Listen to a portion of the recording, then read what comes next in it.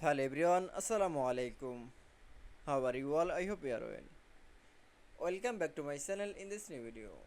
Today's video, how to add zero before number in Microsoft Excel. So let's started.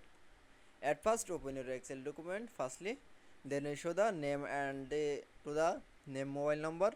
This mobile number is the before the add in the number. Firstly select your all mobile number option. Now keyboard press for the control 1 and click for the custom option. Then remove the general and firstly keyboard press for the double quotation and keyboard press from the 0, again double quotation and keyboard press from the hash. Now click for the OK. That's okay. Then I show the all mobile number is the 0 before in the number. That's okay. I hope to enjoy the video. Please like, comment, share and subscribe my channel. Thanks for watching my video.